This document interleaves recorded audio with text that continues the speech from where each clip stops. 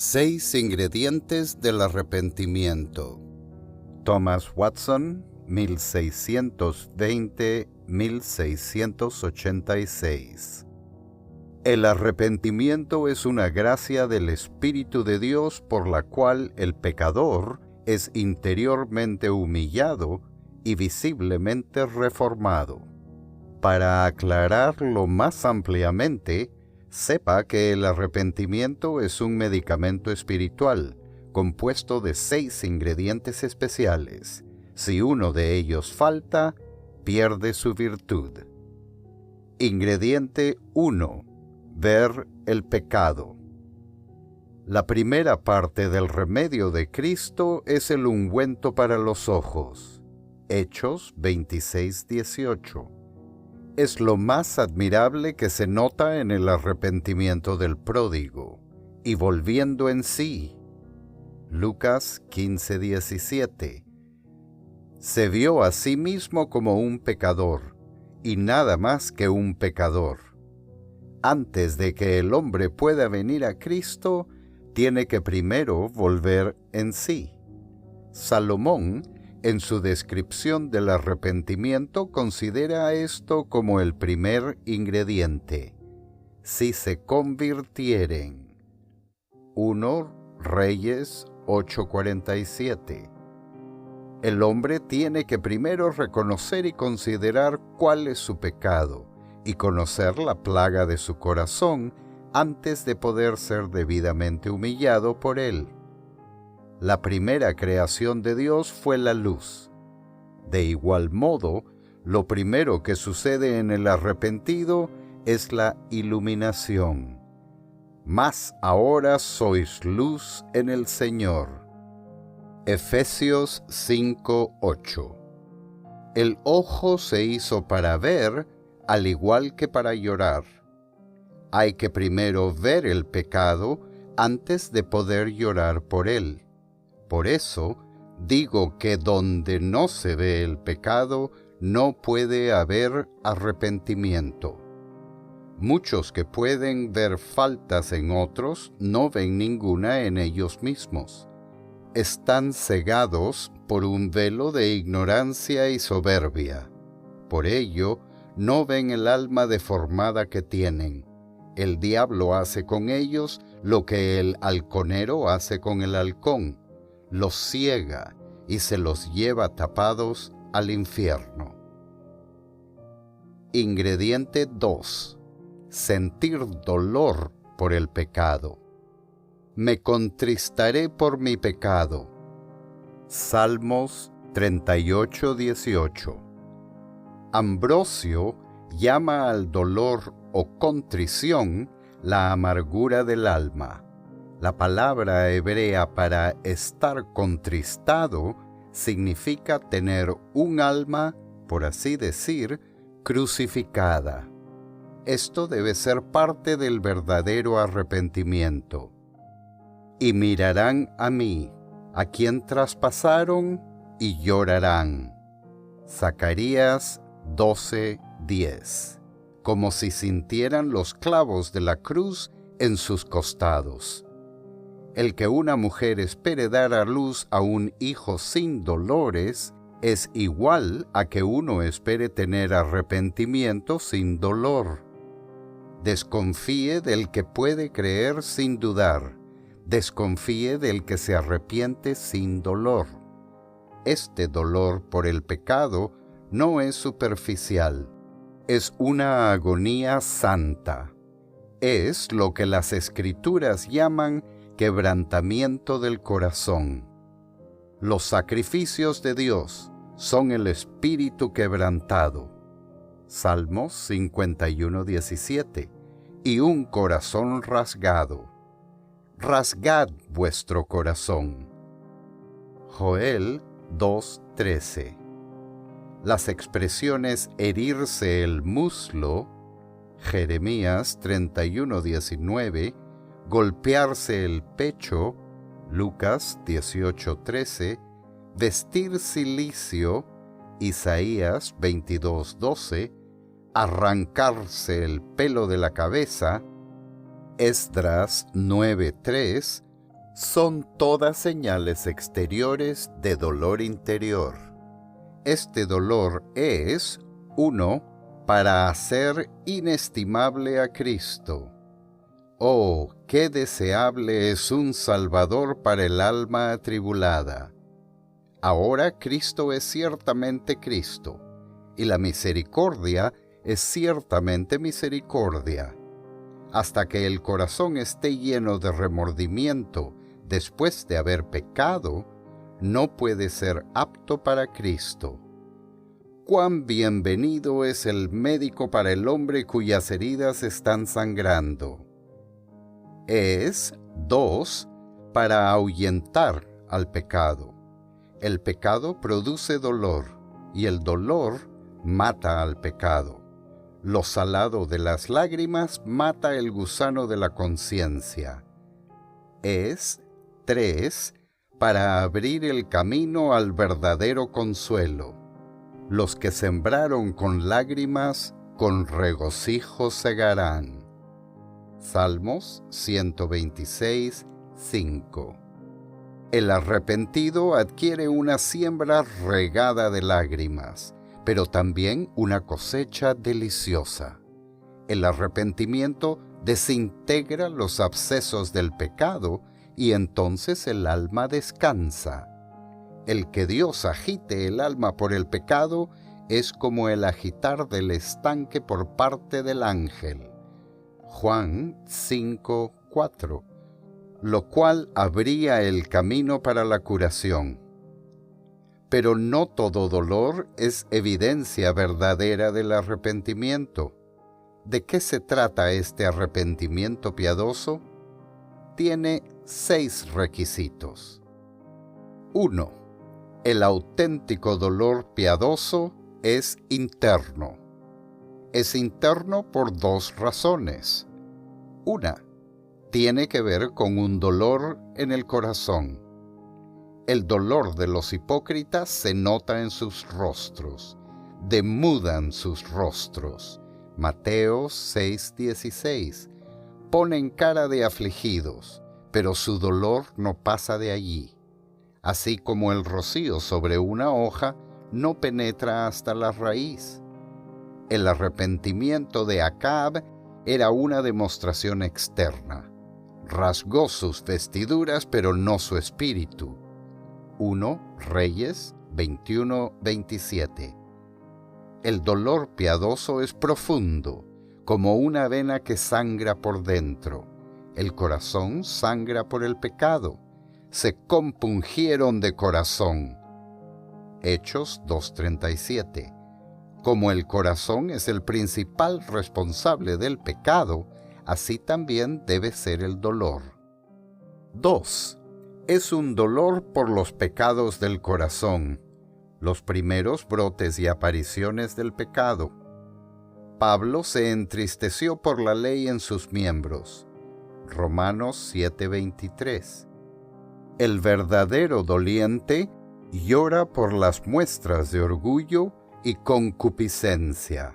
Sufre por la raíz de amargura, aunque nunca se manifieste en una acción.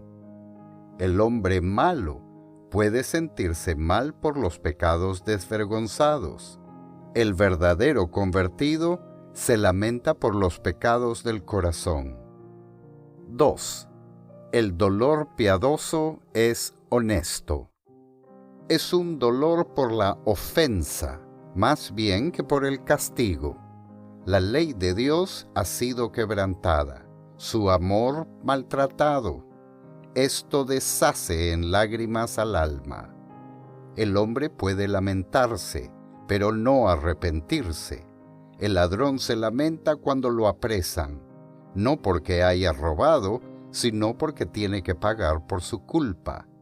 Por otro lado, el dolor piadoso es principalmente por haber pecado contra Dios, de modo que aun si no tuviere conciencia que lo molestara, ni el diablo que lo acusara, ni infierno que lo castigara, su alma todavía estaría atribulada por la falta cometida contra Dios. Oh, Que no ofendiera yo a un Dios tan bueno, que no afligiera a mi consolador. Esto me destroza el corazón. 3. El dolor piadoso es uno que confía. Está entremezclado con la fe. El dolor espiritual hunde el corazón si la polea de la fe no lo levanta. Así como nuestro pecado está siempre delante de nosotros, debe estar también la promesa de Dios siempre delante de nosotros. 4. El dolor piadoso es un dolor grande. En aquel día habrá gran llanto, como el llanto de Adadrimón. Zacarías 12:11. 2 soles se pusieron el día que murió Josías, y hubo gran llanto fúnebre. A este extremo tiene que hervir el dolor por el pecado. 5. El dolor piadoso en algunos casos va acompañado de restitución. Quien haya cometido una falta contra la propiedad de otros por medio de tratos injustos y fraudulentos, debe conscientemente hacer restitución. Hay una ley específica para esto. Y compensará enteramente el daño, y añadirá sobre ello la quinta parte, y lo dará a aquel contra quien pecó. Números 5:7. Por ello, Zaqueo hizo restitución. Si en algo he defraudado a alguno, se lo devuelvo cuadriplicado. Lucas 19:8. 6. El dolor piadoso es duradero.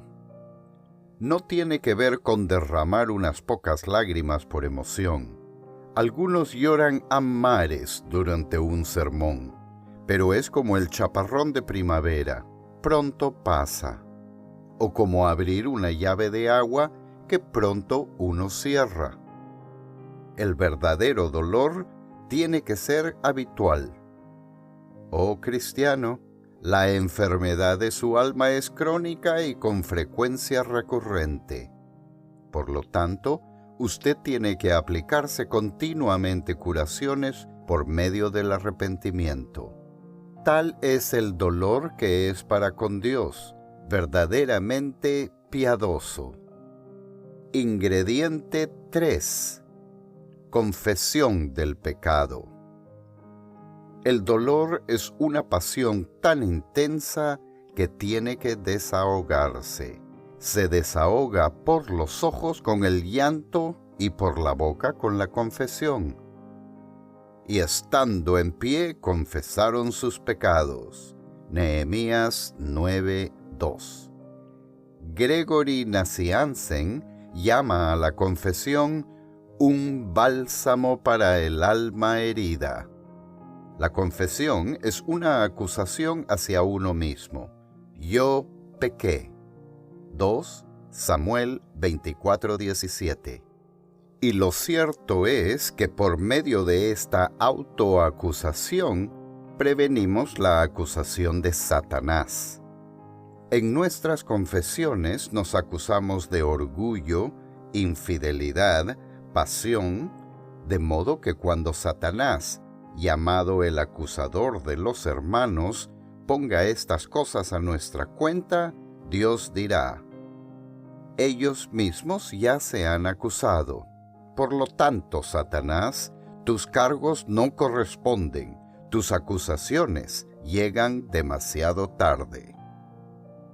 Y escuche lo que dice el apóstol Pablo. Si pues nos examinásemos a nosotros mismos, no seríamos juzgados. 1 Corintios 11:31. Pero, ¿acaso hombres malvados como Judas y Saúl no confesaron su pecado? Sí, pero la suya no fue una confesión auténtica. Para que la confesión de pecado sea correcta y genuina, estos tienen que cumplir estos requisitos. 1.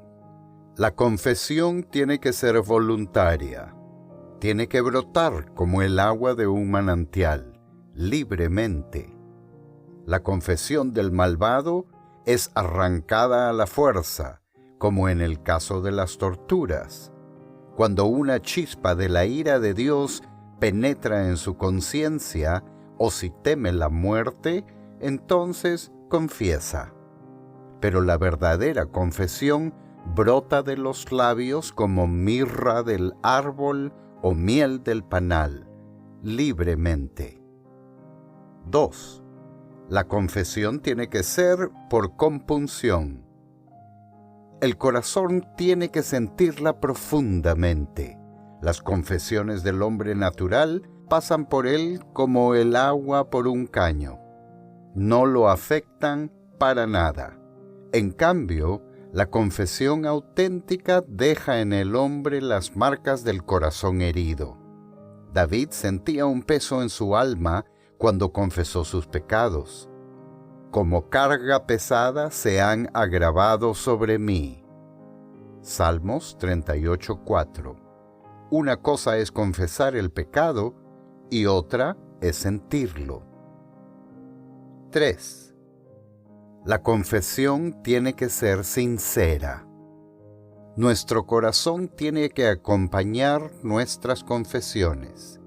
El hipócrita confiesa su pecado, pero lo ama. Igualmente, el ladrón confiesa lo que robó, pero le encanta hacerlo. ¿Cuántos confiesan orgullo y codicia con la boca, pero lo saborean debajo de la lengua como a la miel? Un buen cristiano es más honesto. Su corazón se mantiene a ritmo con su boca. Está convencido de los pecados que confiesa y aborrece los pecados de los que está convencido.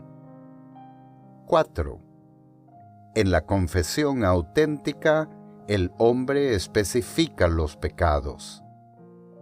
El hombre malo reconoce que es un pecador en general. Confiesa el pecado al mayoreo. El convertido auténtico reconoce sus pecados específicos. Es como el herido que acude al médico y le muestra cada una de sus heridas. Aquí tengo un tajo en la cabeza, allí me dispararon en el brazo. Del mismo modo, el pecador atribulado confiesa las diversas condiciones desordenadas, las enfermedades de su alma. 5. El verdadero doliente confiesa el pecado desde su origen. Admite la contaminación de su naturaleza. Lo pecaminoso de nuestra naturaleza no es solo falta de lo bueno, sino una infusión de maldad. Nuestra naturaleza es un abismo y semillero de toda maldad, desde la cual provienen esos escándalos que infectan al mundo. Es esta depravación de la naturaleza lo que envenena nuestras cosas sagradas. Es esto lo que trae los juicios de Dios y causa que al nacer nazcamos sin nuestras misericordias. Oh, confiese el pecado desde su origen. Ingrediente 4. Vergüenza por el pecado.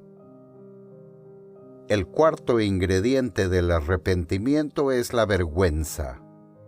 Avergüéncense de sus pecados. Ezequiel 43:10. El rubor es el color de la virtud. Cuando el corazón está negro por el pecado, la gracia hace que el rostro se sonroje. Avergonzado estoy para levantar, oh Dios mío, mi rostro a ti. Esdras 9:6.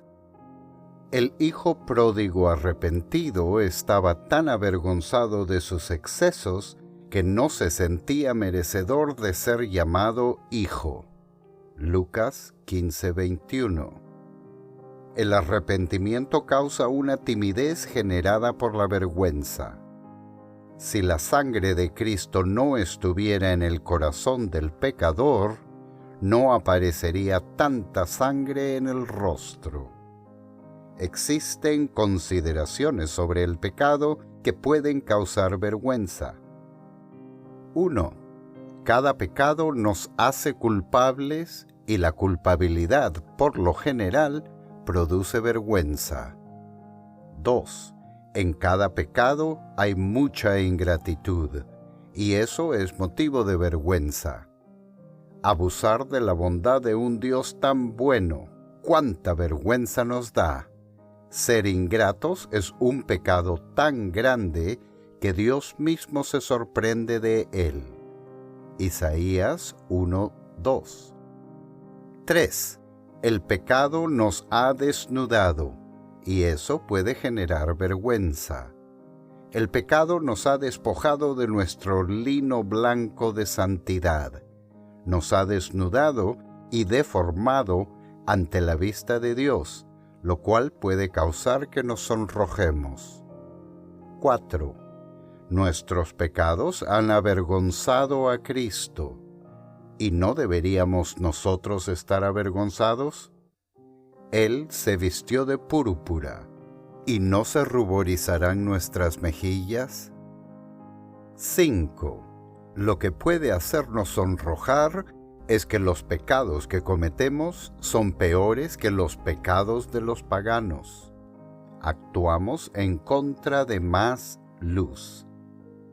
6. Nuestros pecados son peores que los pecados de los demonios. Los ángeles caídos nunca pecaron contra la sangre de Cristo. Cristo no murió por ellos. Ciertamente, si hemos pecado más que los demonios, esto nos hará ruborizar. Ingrediente 5. Odio por el pecado. El quinto ingrediente del arrepentimiento es el odio por el pecado. Los schoolmen se distinguían por un odio doble: odio por las abominaciones y odio por la enemistad.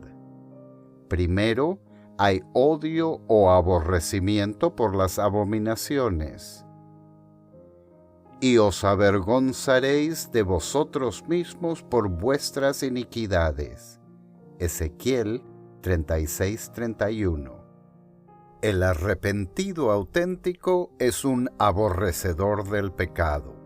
Si alguien detesta aquello que le descompone el estómago, mucho más detestará aquello que le descompone la conciencia. Aborrecer el pecado representa más que meramente dejarlo. Cristo nunca es amado hasta que uno aborrece el pecado. Nunca se anhela el cielo hasta que uno aborrece el pecado. Segundo, hay odio por la enemistad. No hay mejor manera de descubrir la vida que por medio del movimiento. Los ojos se mueven, el pulso late. Así que para descubrir el arrepentimiento, no hay mejor señal que una antipatía santa contra el pecado. El arrepentimiento firme comienza en el amor de Dios y termina en el odio por el pecado. ¿Cómo puede reconocerse el verdadero odio por el pecado? 1. Cuando el espíritu del hombre se opone al pecado. No solo la boca se expresa contra el pecado, sino que también lo aborrece el corazón. De modo que no importa lo atractivo que parezca el pecado, lo encontramos detestable, tal como detestamos el retrato de alguien que aborrecemos mortalmente, por más hermoso que se haya dibujado. No importa que el diablo cocine y aderece el pecado con placeres y ventajas, el arrepentido auténtico con un aborrecimiento secreto por él, se siente disgustado por él y no se mezclará con él. 2. El verdadero odio por el pecado es universal. El verdadero odio por el pecado es universal de dos maneras, con respecto a las facultades y al objeto. 1. El odio es universal con respecto a las facultades, es decir, que hay una antipatía por el pecado, no solo mental, sino también de la voluntad y los sentimientos. Muchos están convencidos de que el pecado es una cosa vil y mentalmente tienen una aversión por él. No obstante, gustan de su dulzura y se complacen secretamente en él. En estos casos, se manifiesta en una aversión mental por el pecado y a la vez en un amor por él, mientras que el verdadero arrepentimiento, el odio por el pecado, está en todas las facultades, no solo en la parte intelectual, sino principalmente en la voluntad. Lo que aborrezco, eso hago. Romanos 7:15. Pablo no estaba libre de pecado, no obstante, estaba en contra de él. 2. El odio es universal con respecto al objeto. El que aborrece un pecado, aborrece todos.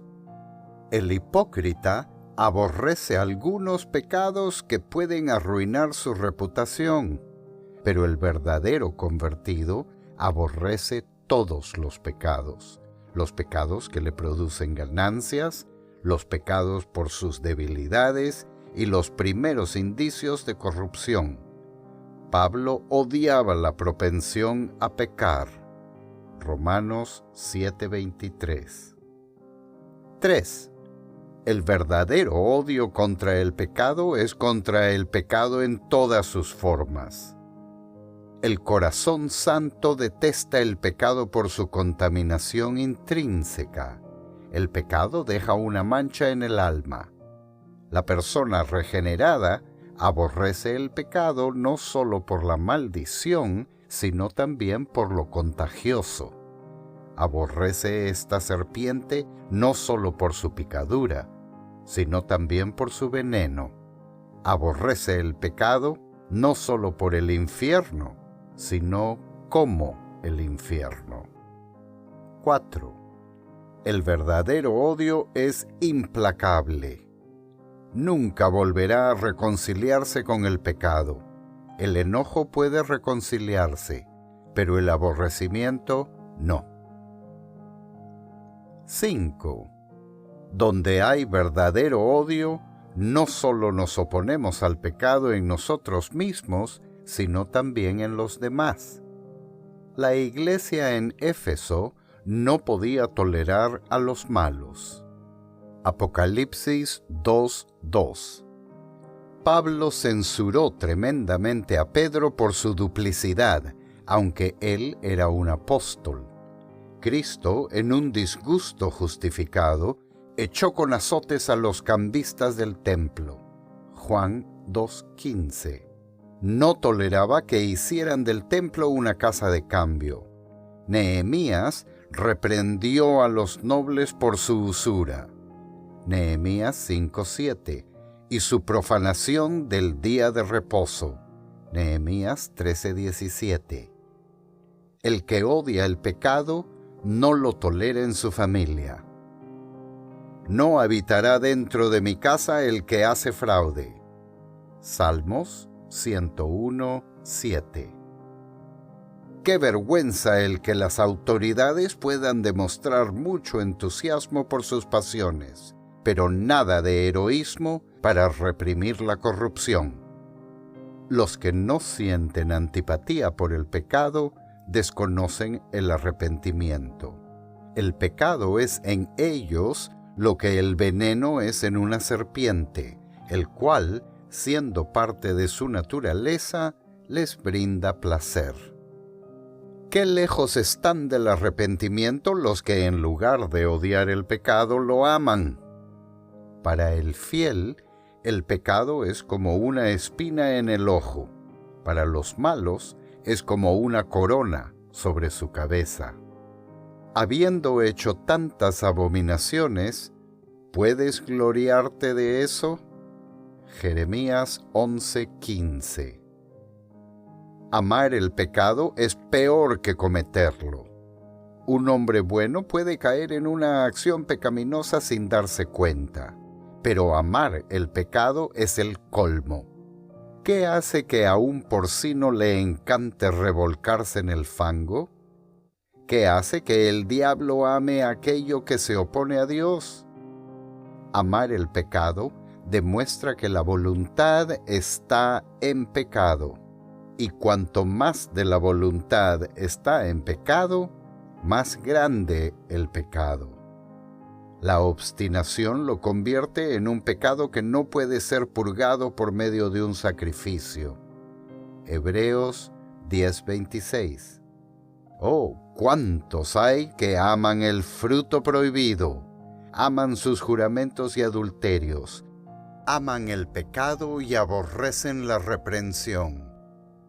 Así que los que aman el pecado, los que se aferran a aquello que les significa la muerte, los que juegan con la condenación, están llenos de insensatez en su corazón.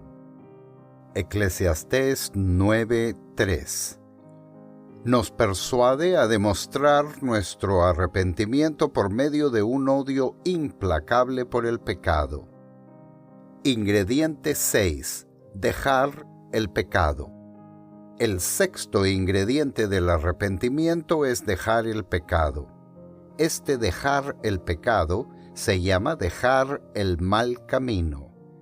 Isaías 55:7.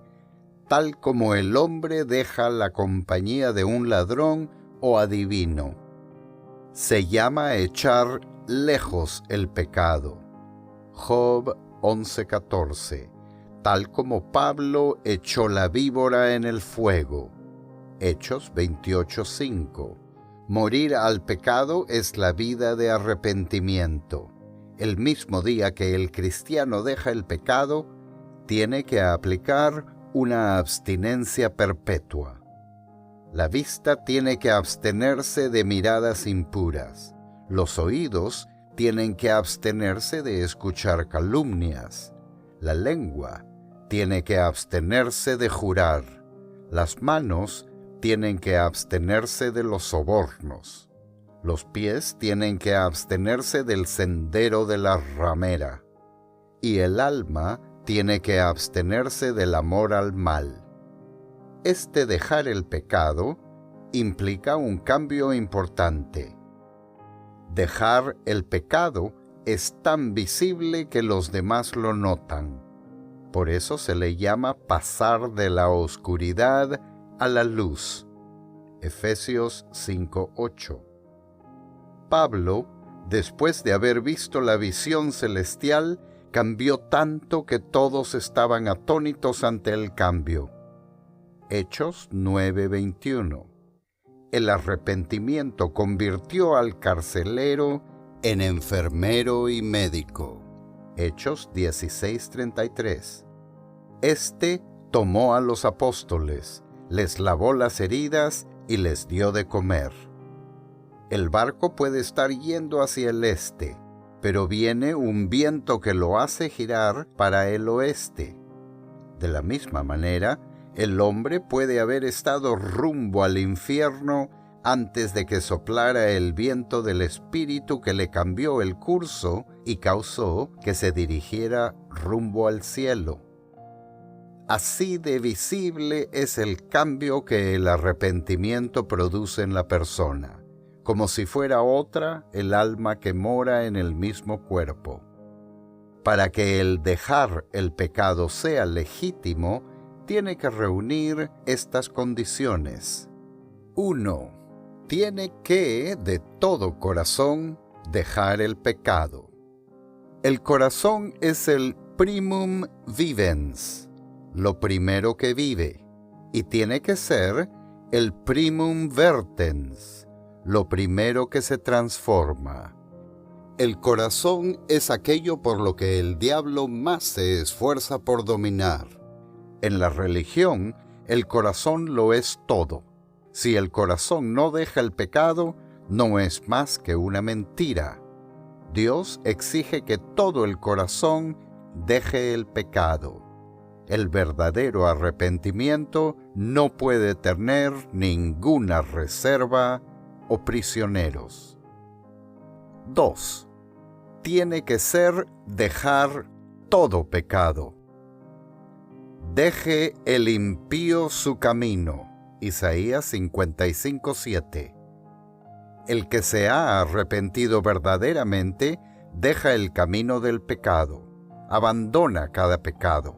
Aquel que esconde a un rebelde en su casa es un traidor de la nación, y el que practica un pecado es un traidor hipócrita.